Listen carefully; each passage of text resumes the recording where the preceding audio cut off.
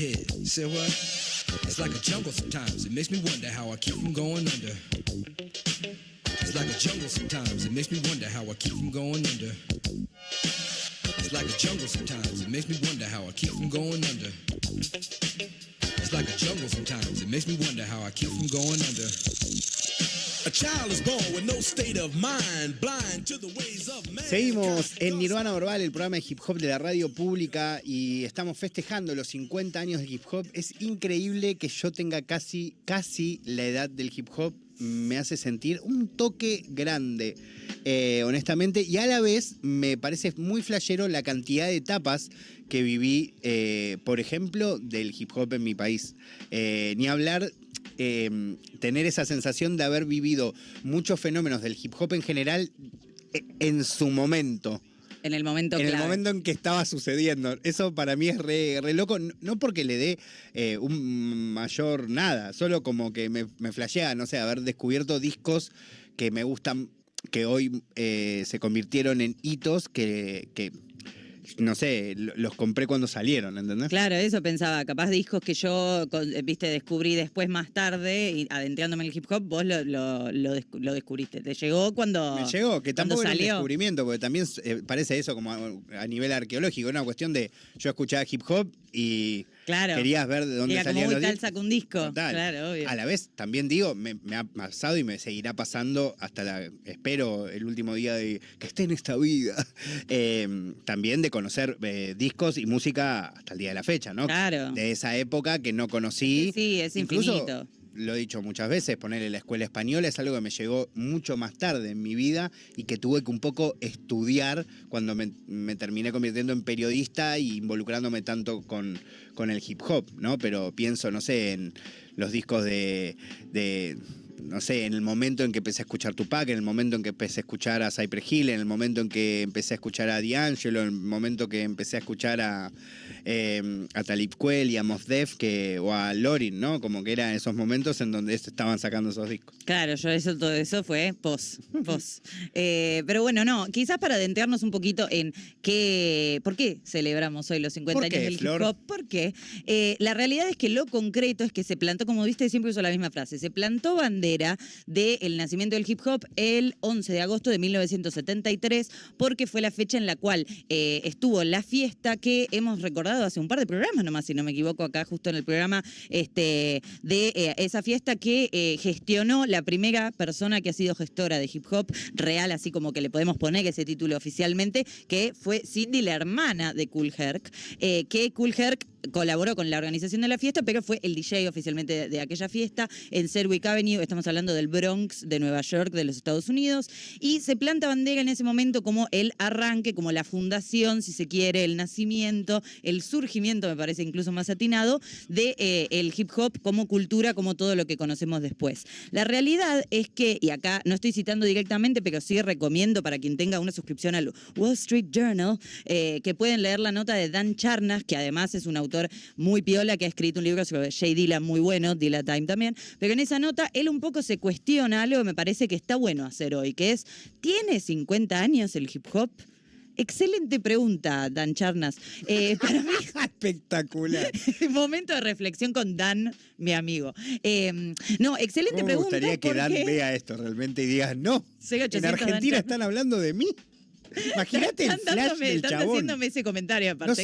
Además, no solo que hables de él, de su libro, sino que un poco estés conversando con él. Sí, como una loca Dan. igual, ¿no? Hola, Dan. Claro. Hagamos... le podemos pedir a nuestro amigo que haga, ¿no? ¿Que haga qué? Que haga un reel para mandarle a... Para mandarle a Dan Charnas. Dan, Nata por favor. Peirano le manda un reel a Dan Charnas. Ahí está, me gusta la idea, me gusta.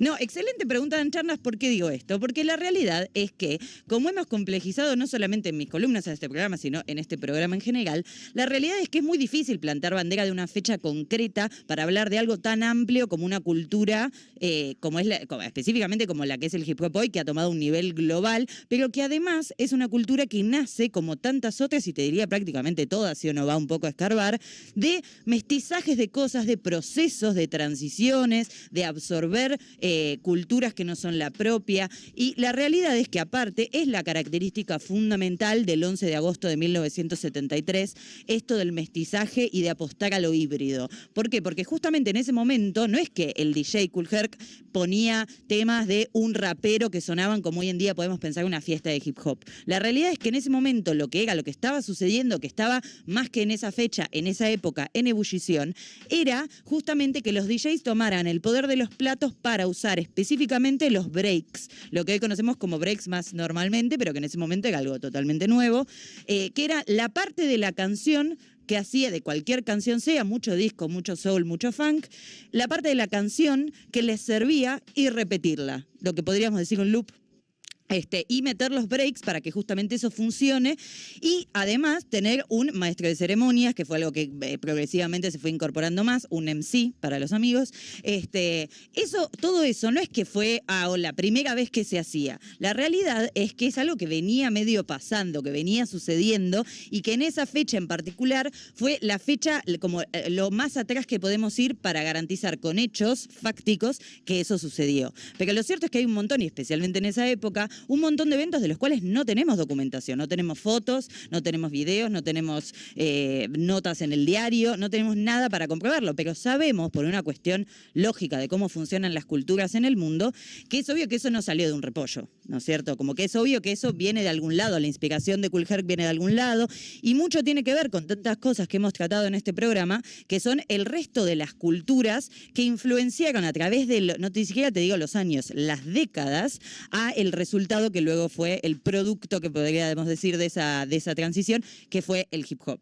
Eso es por lo que se celebra esta fecha en particular, porque hay un registro bastante concreto, invitaciones a la fiesta, aparte recordemos que era algo muy juvenil, a mí siempre me gusta resaltar que Cindy organizó toda esta fiesta como la última estación temporal antes del arranque de las clases en aquel año, entonces que era como un blowout de la última joda antes de arrancar las clases, y que ella lo quería para ganar plata, para comprarse cosas y demás, y que ella gestionó todo lo que uno puede gestionar en algún tipo de evento, ¿no? La bebida, el lugar, que era tipo prestado por el padre y había un vecino que estaba colaborando y qué sé yo, como todo muy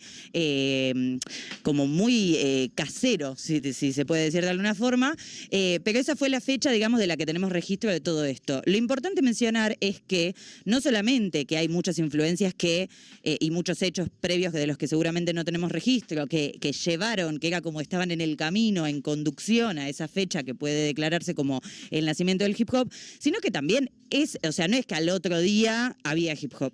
Lo mismo, es parte de un proceso. Fue la revisión histórica lo que nos hizo plantar bandera en esa fecha como la que más documentada está para decir el nacimiento del hip hop. Y escupí zarpado. Bueno. No saben lo... por favor, un bote.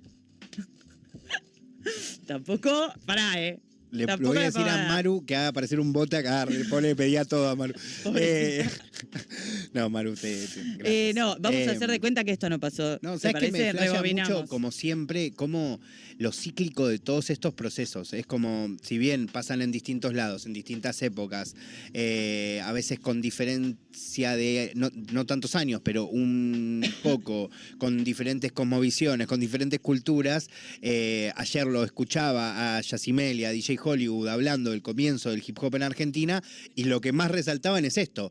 Nosotros arrancamos y tomamos conciencia de que de repente eso era hip hop, pero en realidad ya había antes gente que estaba rapeando, gente que estaba grafiteando, Exacto. gente que estaba haciendo fiestas, gente que estaba bailando, pero todavía no teníamos ni idea de que eso se llamaba hip hop y mucho menos que era una cultura, ¿no? O que formaban parte de un mismo movimiento. Tal cual. No siempre los cambios en la historia son cosas que la persona dice, bueno, mañana me levanto y cambio la historia. Es más, la gente que dice, no confíen en la gente que dice, mañana tengo este evento, voy a cambiar la historia. Guarda. No confíen en la gente. No confíen en la gente. No, porque realmente la mayoría, por lo menos en mi experiencia de haberlo visto, la mayoría de la gente que realmente está haciendo cosas que cambian, por ejemplo, en este caso, no estoy puntualizando puntualizando con nada más que con esto, pero digo, son gente que realmente no es que dijo, bueno, acá vamos a hacer que nazca. No, la realidad es que son procesos y obviamente a uno le sirve para poder celebrarnos como cultura, tener fechas, tener puntos específicos, y está buenísimo y por eso hoy acá también lo estamos celebrando. Pero sí es importante, yo creo, para el entendimiento de qué es el hip hop, tener en cuenta esos procesos. Algo que también quería abordar en esta columna es el tema de que a veces, bueno, que lo he mencionado también hace poquito acá, esto de que el hip hop nació como canción de protesta, género de protesta, además, que también es un error realmente, porque la realidad es que sí nació como algo revolucionario, que no es lo mismo que decir que nació como un género musical de protesta, porque para empezar es muy difícil marcar en ese momento al hip hop como género de pique, ya eso. Pero además está el temita de que la realidad es que lo más... El temita espectacular. El temita, Dan Charnas... Está el temita, no, él acuerda conmigo. Está el temita de que la realidad es que en ese momento, además, lo más revolucionario de todo lo que estaba pasando es que era gente absolutamente marginalizada por el sistema racial de los Estados Unidos, por el sistema de clases de los Estados Unidos. Entonces, lo revolucionario realmente no era quizás que estén, porque no lo hacían en ese momento aparte, que estén rapeando sobre algo político, sino el mero hecho de estarse narrando, que es algo muy importante. ¿Quién narra nuestra historia? Hay que tener en cuenta que eso, ¿no? Las clases marginalizadas o los sectores, las comunidades marginalizadas, muchísimas veces no tienen una ventana, un piso, una plataforma para narrarse a sí mismos, ¿no? Como que ese es el tema que a mí me parece lo principal de todo. Lo más disruptivo de eso en ese momento de la historia fue que justamente empezaron a narrarse en un proceso, claramente, porque como les contaba, las primeras fechas de fiestas hip hop y demás, la realidad era que lo más hip hop que estaba pasando, realmente en términos concretos, era más que nada la cuestión de la comunidad, de trazar lazos y también de la cuestión musical, de aprender desde lo analógico, porque se dice mucho que el hip hop de la nada hizo un montón de cosas, de la nada misma construyó un montón de cosas. Eso es lo que estaba pasando. Pero después sí podemos ver que en el proceso del crecimiento del hip hop, lo que empieza a pasar cuando empieza a haber más narradores, gente que está narrando su propia realidad, la realidad de su primo, de su hermano, de su vecino, de su barrio, etcétera, etcétera, ahí es donde empieza a haber realmente una revolución que, más allá de lo que estén diciendo, quizás no estaban diciendo algo que era una denuncia política o una queja sobre el Estado, etcétera. No, lo que era una revolución era lo que estaban haciendo. Exactamente, exactamente. No hay que pensar que justamente lo único político es lo que se dice político. Así como no hay que pensar, y esto es clave para también entender el surgimiento del rap y todo su desarrollo hasta el día de hoy, no hay que pensar que solo es poesía lo que nos dicen que es poesía, que solo es música lo que nos dicen que es música. Y eso yo creo que es todo un montón de techos que el hip hop, como otros géneros también lo han hecho en otros momentos y otros lugares del mundo,